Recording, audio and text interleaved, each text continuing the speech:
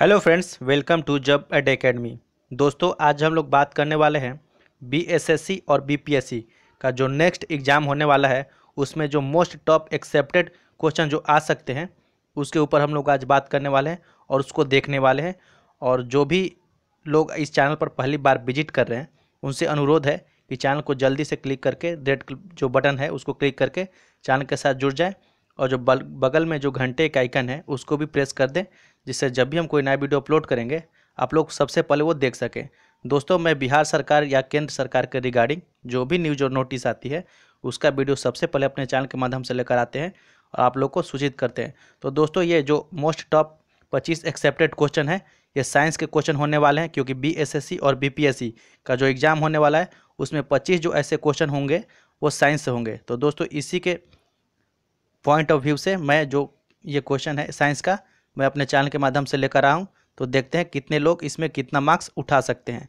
तो दोस्तों, चलिए शुरू करते हैं और देख लेते हैं क्योंकि जो वो मोस्ट टॉप एक्सेप्टेड क्वेश्चन है वो कौन कौन से हैं। तो दोस्तों, क्वेश्चन पर बढ़ने से पहले मैं आपको एक बात बता दूं कि अगर मेरा वीडियो आपको अच्छा लगता है तो प्लीज़ वीडियो को लाइक करें, शेयर करें और चैनल को सब्सक्राइब करें। तो चलिए बढ़ते हैं और आगे देख लेते हैं कि पहला जो क्वेश्चन है उसमें दिया गया है कि अंडे में कौन सा विटामिन लगभग नहीं पाया जाता, यानी अंडे में कौन सा विटामिन नहीं पाया जाता है। तो दोस्तों, इसका जो ऑप्शन है वो vitamin A, vitamin B complex, vitamin C और विटामिन डी। तो आप लोग इसका आंसर इसका आंसर होगा विटामिन सी। दोस्तों, अंडे में विटामिन सी नहीं पाया जाता है दोस्तों। तो दोस्तों, विटामिन सी के ऊपर हम लोग कुछ बात कर लेते हैं जिससे इस क्वेश्चन को आपको आसानी से याद रहे। तो दोस्तों, जो विटामिन सी है, विटामिन सी का जो है खट्टे फलों में जैसे नींबू हुआ, संतरा हुआ, मौसम्बी हुआ आदि जैसे फलों में, आंवला में सबसे अधिक दोस्तों विटामिन सी पाया जाता है। और जो विटामिन सी के जो कमी है उसके कारण मसूरों में खून भी आती है दोस्तों। तो चलिए आगे बढ़ते हैं और दूसरा क्वेश्चन देख लेते हैं। जो दूसरा क्वेश्चन है कि हम तारों को, जो तारे हैं टिमटिमाते हैं, उस मतलब कि किस कारण से टिमटिमाते हैं, यानी प्रकाश की कौन सी घटना के कारण तारे टिमटिमाते हैं। दोस्तों, इसका ऑप्शन है प्रकाश के अपवर्तन के कारण, प्रकाश के परावर्तन के कारण, प्रकाश के विवर्तन के कारण या उपयुक्त में से कोई कारण, यानी सभी कारण। तो दोस्तों, इसका जो आंसर होने वाला है इसका आंसर होने वाला है ये ए। दोस्तों, इसका एक याद करने का मैं आपको एक ट्रिक बताता हूँ कि आप लोग इसको कैसे आसानी से याद कर सकते हैं। क्योंकि दोस्तों देखते हैं कि बहुत सारे क्वेश्चन हम लोग याद करते हैं और उसको जल्दी से भूल जाते हैं। तो इसका आंसर होगा ए। तो प्रकाश के अपवर्तन, यानी कि आप लोग देखते हैं कि तारा जो आकाश में है वो टिमटिमाता है, यानी टिम मतलब कि टिमटिमाता है यानी अप और डाउन करता है। तो इसका आंसर अप और डाउन, यानी इसको आप लोग ऐसा भी याद कर सकते हैं, अप डाउन होता है तो अपवर्तन इसका आंसर राइट होगा दोस्तों, यानी अप डाउन अपवर्तन। यानी टिमटिमाने का मतलब क्या हुआ कि अप और डाउन हो रहा है। तो उसका आंसर आप लोग ऐसे भी याद कर सकते हैं ट्रिक के माध्यम से कि अपवर्तन उसका राइट आंसर होगा। चलिए आगे बढ़ते हैं और तीसरा क्वेश्चन हम लोग देख लेते हैं। तो दोस्तों, तीसरा क्वेश्चन है कि निम्नलिखित में से कौन सा पदार्थ सबसे अधिक ज्वलनशील है। तो इसमें है रुई, बी ऑप्शन में नायलॉन, सी में ऊन और डी में रेशम। तो दोस्तों, इसका आंसर जो होने वाला है इसका होने वाला है नायलॉन, जो होता है सबसे ज्वलनशील पदार्थ होता है। तो नायलॉन के बारे में कुछ हम लोग बात करते हैं। जो नायलॉन है वो न्यूयॉर्क शब्द यानी NY से जो है न्यूयॉर्क शब्द से बना है, और LON जो है वो लंदन से बना है दोस्तों। यानी ये दो अक्षरों के मेल से NYLON इसका फुल मतलब कि नेम होता है। जो NY होता है वो न्यूयॉर्क से और LON जो है लंदन, यानी दो शब्दों से मिलकर ये नायलॉन शब्द बना है दोस्तों। तो दोस्तों, चलिए आगे बढ़ते हैं, चौथा क्वेश्चन देख लेते हैं। चौथा क्वेश्चन है ऐसे आकाशीय पिंडों को जो ग्रहों से बहुत छोटे होते हैं लेकिन जिनकी कक्षाओं मंगल और बृहस्पति के बीच में होती है उसे क्या कहते हैं। तो दोस्तों, इसका ऑप्शन जो होने वाला है इसका ऑप्शन ए सही होगा दोस्तों। एस्टेरॉयड्स इसका आंसर होगा। तो इसका आगे बढ़ते हैं और देख लेते हैं कि पांचवा क्वेश्चन क्या है। पांचवा क्वेश्चन है कि सूती और ऊनी रेशों में अंतर ज्ञात किया जा सकता है, यानी सूती और ऊनी जो वस्त्र हैं उनको आप लोग कैसे ज्ञात कर सकते हैं कि ये सूती वस्त्र है और ये ऊनी वस्त्र है।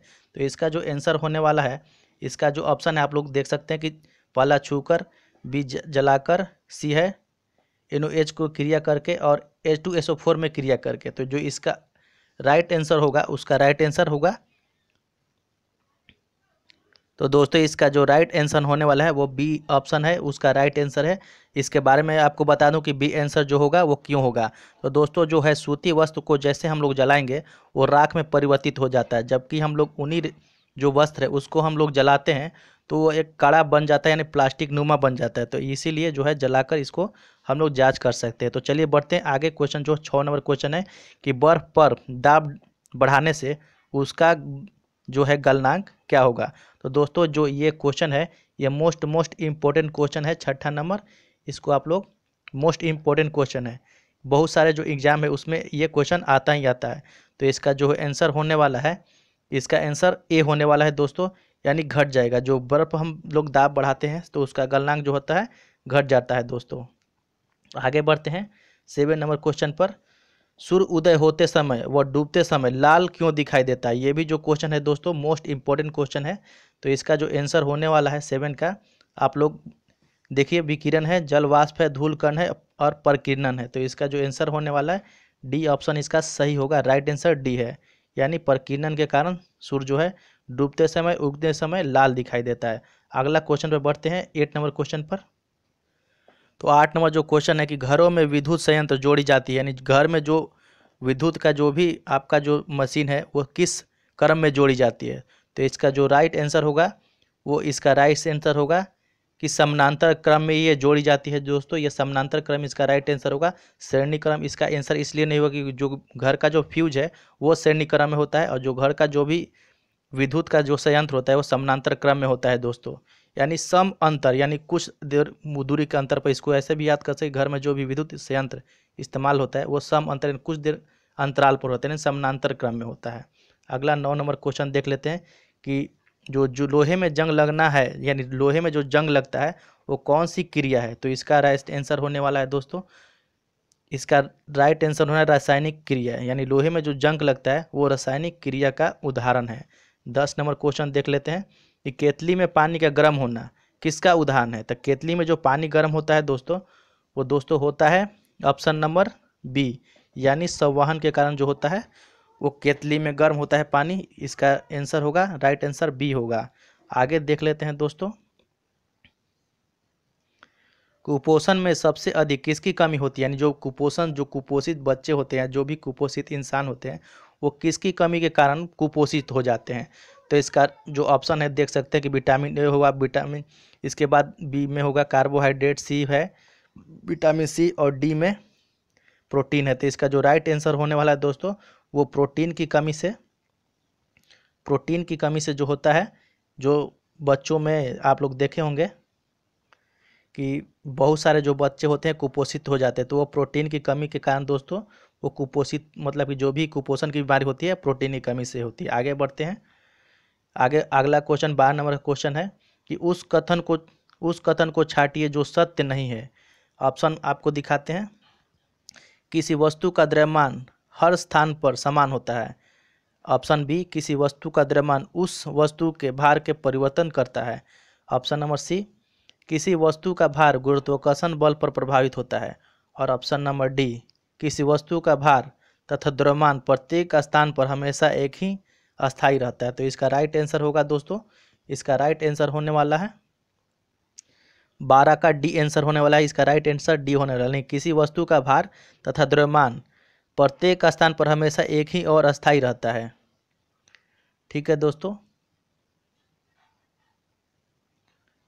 तो दोस्तों जो 12 नंबर जो क्वेश्चन है उसका जो आंसर होगा वो ए होगा, क्योंकि दोस्तों जो वस्तु का जो भार है वो चंद्रमा पर कुछ अलग हो जाता है दोस्तों, और जो पृथ्वी पर है उसका कुछ अलग हो जाता है। तो यह ऑप्शन नंबर यहाँ पर ए सही हो। किसी वस्तु का जो द्रव्यमान है वो हर स्थान पर समान रहता है, जैसे चंद्रमा पर भी इसका द्रव्यमान समान रहेगा और पृथ्वी पर समान रहेगा, इसलिए ऑप्शन इसका ए होगा। तो आगे बढ़ते हैं 13 नंबर क्वेश्चन पर।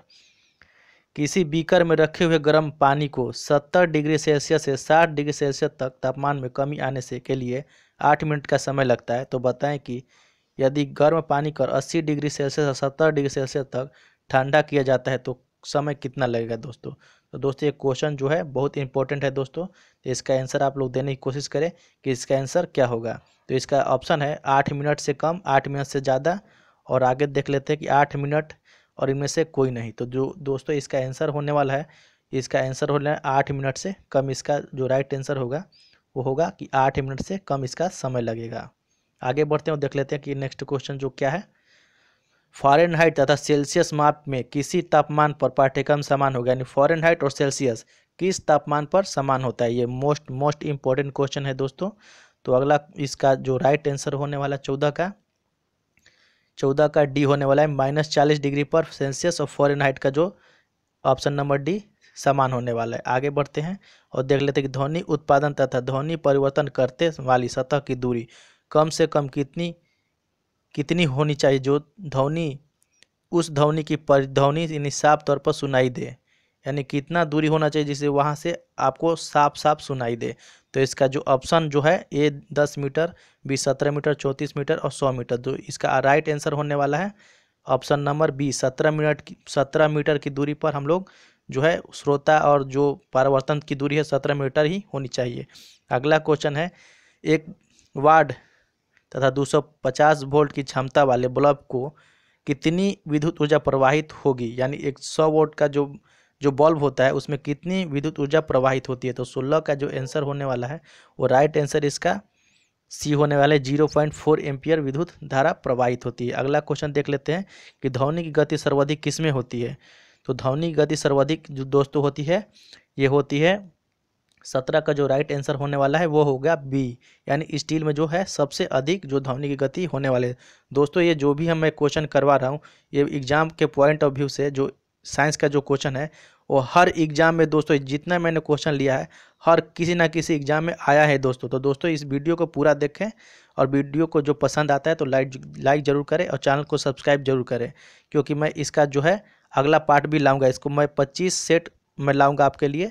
तो ये पहला सेट है। आगे देख लेते हैं क्वेश्चन कि विलय को विलयन से पृथक किया जा सकता है। विलय को विलयन से कैसे पृथक किया जा सकता है, किसके द्वारा। तो इसका जो राइट आंसर होने वाला 18 का बी आंसर होने वाला है, यानी वाष्पीकरण द्वारा इसको हम अलग किया जा सकता है, यानी बी ऑप्शन इसका राइट आंसर होगा। आगे देख सकते हैं कि सोडियम को मिट्टी के तेल में क्यों रखा जाता है, यानी सोडियम जो होता है एक बहुत ही अत्यधिक ही ज्वलनशील पदार्थ होता है, इसको हम मिट्टी के तेल में क्यों रखते हैं। तो इसका जो राइट ऑप्शन होने वाला है दोस्तों, इसका राइट ऑप्शन होने वाला है 19 का बी होने वाला है, क्योंकि हवा में इसकी ऑक्सीजन के होने लगता है, यानी हवा के संपर्क में आने से ये स्वतः जल होता है, यानी कि जैसे ही वो ऑक्सीजन के संपर्क में आएगा वो जल उठेगा, इसलिए उसको हम लोग मिट्टी के तेल में रखते हैं। आगे देख लेते हैं क्वेश्चन कि चेचक के जो टीके का आविष्कार कौन था, यानी चेचक का जो टीका था उसका आविष्कारक कौन था। तो इसका राइट आंसर होने वाला है दोस्तों सी, एडवर्ड जेनर जो है चेचक के टीके का आविष्कारक था। अगला क्वेश्चन है 21 नंबर क्वेश्चन आप लोग देख सकते हैं कि शरीर में ऑक्सीजन की पूर्ति कौन करता है, यानी शरीर में जो ऑक्सीजन जो हम लोग का लेते हैं उसकी ऑक्सीजन की पूर्ति कौन करता है। तो इसका राइट आंसर होने वाला है दोस्तों ऑप्शन नंबर बी, ए सॉरी दोस्तों ऑप्शन नंबर इसका ए होगा, आरबीसी यानी रेड जो ब्लड होता है वो हम लोग का शरीर में ऑक्सीजन की पूर्ति करता है। अगला क्वेश्चन है कि मनुष्य के शरीर में हृदय को एक बार धड़कने के लिए कितना समय लगता है, यानी हम लोग का जो हृदय है वो एक बार धड़कने के लिए कितना समय लगता है, यानी 1 मिनट का यहाँ क्वेश्चन नहीं दोस्तों, ध्यान दीजिएगा। यहाँ एक बार धड़कने के लिए कितना समय लगता है, वो 1 मिनट में 72 बार धड़कता है दोस्तों, 1 मिनट में 72 बार धड़कता है। लेकिन यहाँ पर क्वेश्चन जो है कि एक बार धड़कने में कितना समय लगता है, तो इसका राइट आंसर होगा 0.8 सेकेंड। अगला क्वेश्चन देख लेते हैं कि आंत ज्वर किसके कारण होता है। आंत ज्वर है, जो आंत का जो ज्वर है, जो ज्वर मतलब किसके कारण होता है। तो इसका जो राइट आंसर होने वाला है 23 का राइट आंसर होना है जीवाणु कारण आंत ज्वर होता है। तो अगला क्वेश्चन देख लेते हैं। अगला क्वेश्चन है ऐसे युग में जिसकी रुधिर वर्ग क्रमशः ए और बी है कि बच्चों निम्नलिखित में से कौन से रुधिर वर्ग के पाए जाएंगे, यानी ए और बी के जो बच्चे हैं किस रुधिर वर्ग के पाए जाएंगे। तो इसका राइट आंसर होने वाला है दोस्तों सी ऑप्शन, यानी ए भी हो सकता है, बी भी हो सकता है, ए बी भी हो सकता है और ओ भी हो सकता है, यानी कोई भी हो सकता है दोस्तों। अगला क्वेश्चन और लास्ट क्वेश्चन हम लोग देख लेते हैं। निम्नलिखित में से कौन सा एक संक्रमण रोग नहीं है, यानी संक्रमण के कारण कौन सा ऐसा रोग है वो नहीं होता है।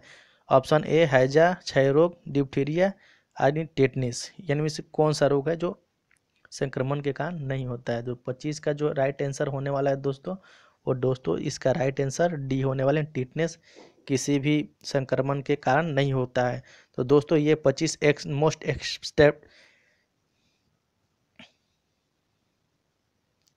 तो दोस्तों ये 25 मोस्ट एक्सपेक्टेड क्वेश्चन होने थे एग्जाम के पॉइंट ऑफ व्यू से। तो दोस्तों अगर मेरा वीडियो आपको अच्छा लगा होगा तो वीडियो के लाइक ज़रूर करें और चैनल को सब्सक्राइब को जरूर करें और घंटे का आइकन भी प्रेस करें। और जो भी स्टडी रिलेटेड आपके पास व्हाट्सएप ग्रुप है उसमें इसको शेयर जरूर करें। तो दोस्तों मेरा वीडियो देखने के लिए, पूरा वीडियो देखने के लिए धन्यवाद। तब तक के लिए मिलते हैं अगले नेक्स्ट वीडियो में। तब तक के लिए जय हिंद, जय भारत, आपका दिन शुभ हो।